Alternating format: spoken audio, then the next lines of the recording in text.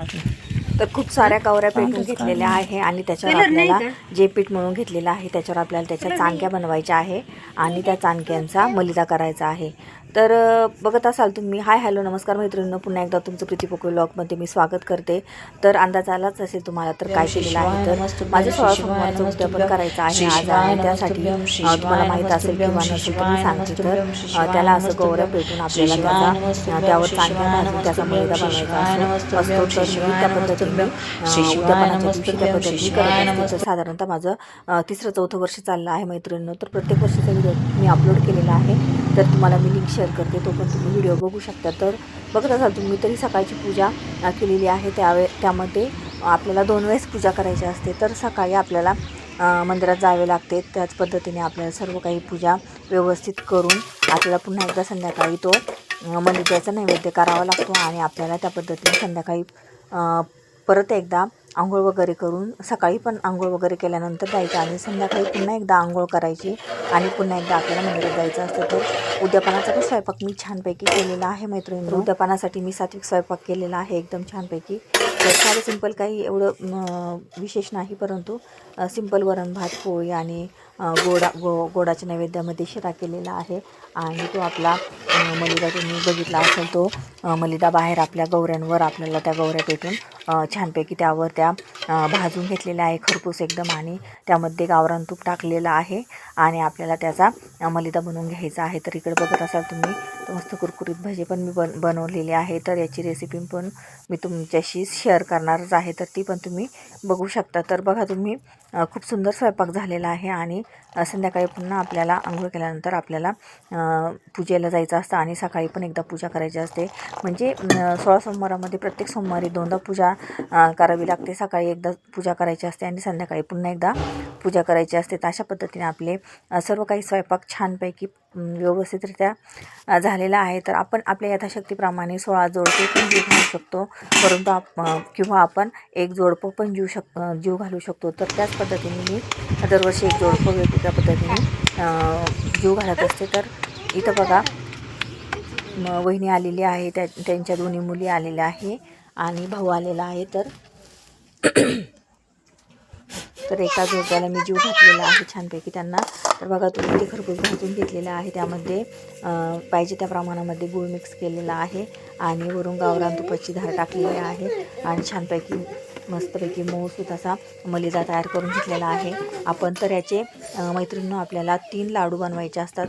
एक लाडू आपल्याला ज्यावेळेस आपण नंतरच्या पूजेला जातो त्यावेळेस आपल्याला हा प्रसाद मंदिरात घेऊन जायचा असतो आणि त्यामध्ये आपल्याला तुपाची धार टाकून छानपैकी केल्यानंतर मस्तपैकी मलिदा तयार होतो एकदम मऊसूत। आणि आपल्याला याचे 3 लाडू केल्यानंतर समप्रमाणात आपल्याला 3 लाडू बनवायचे असतात या मलिद्याचे आणि एक लाडू आपल्याला मंदिरात ठेवायचा असतो, एक लाडू आपल्याला गाईला नैवेद्य म्हणून द्यायचा असतो।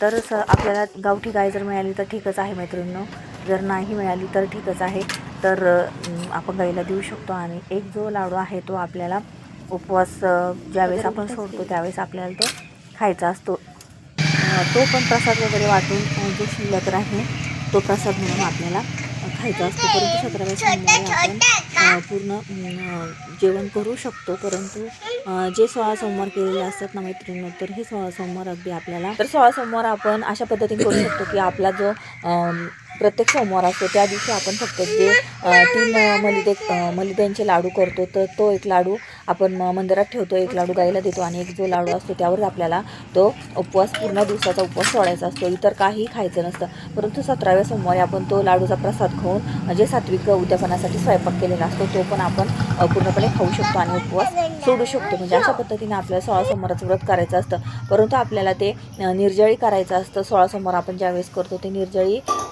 करत असतो, परंतु ज्यांना शक्य आहे शरीराला जशी शक्य आहे त्या पद्धतीने आपण काही स्त्रिया पाणी पण पितात किंवा फळं वगैरे खातात आणि तो उपवास पकडतात आणि त्या पद्धतीने ते व्रत करतात। परंतु तसं जर बघितलं तर हा 16 सोमवारचे व्रत ही निर्जळीच केलेले असतं, त्यामुळे मी ते निर्जळीच केलेलं आहे। तर अशा पद्धतीने आपण ते व्रत पूर्ण करू शकतो। परंतु कोणत्याही प्रकारचं तुम्हाला जर काही डाऊट्स असतील तर तुम्ही मला कमेंट्स करून 16 सोमवाराबद्दल विचारू शकता। अशा पद्धतीने तर बघत असाल तुम्ही संध्याकाळची पूजा पण मी मंदिरात गेलेले आहे. संध्याकाळची पण पूजा आपली छानपैकी मस्त झालेली आहे. सकाळची पण पूजा व्यवस्थित झालेली होती आणि बघत असाल तुम्ही संध्याकाळची पण छान झालेली आहे. तर बेलपत्र वगैरे सर्व काही आणलेलं आहे. मी मलिदाचा प्रसाद केलेला आहे. छानपैकी 108 बेलपत्र मी महादेवाला अर्पण केलेले आहे आणि अभिषेक केलेला आहे पाण्याचा, दुधाचा, बेलपत्रांचा. अशा पद्धतीने एकदम सुंदर छान पद्धतीने माझं 16 सोमवाराचं व्रत पूर्ण झालेलं आहे आणि मी 17व्या सोमवारी उद्यापन केलेलं आहे. तर बघा तुम्ही ह्या चिमण्या पण किती छान बसलेल्या आहे माझ्याजवळ, त्यांना पण एकदम भारी वाटत आहे. तर नंतर आरती वगैरे केली आहे.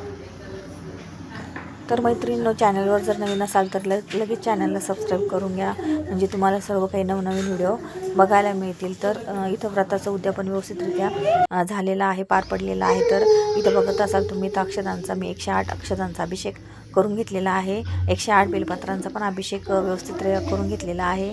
पाण्यात जल अभिषेक करून घेतलेला आहे आणि त्याच पद्धतीने दुधाचा पण अभिषेक करून घेतलेला आहे. अशा पद्धतीने माझं 17व्या सोमवारी व्यवस्थितरित्या उद्यापन कंप्लीट झालेलं आहे. आणि इथं आपण आरती करून घेतलेली आहे. आरती पण छानपैकी झाल्यानंतर घरी गेल्यानंतर मी भाऊ आणि भाऊजाई असं एक जोडपं जीव घातलेलं आहे. तर त्यांना यथाशक्तीप्रमाणे छानपैकी मस्त पाची पोशाख त्यांना दोघांना पण दिलेला आहे आणि माझं व्रत पूर्णपणे कंप्लीट झालेलं आहे. तर अशा पद्धतीने व्हिडिओ कसा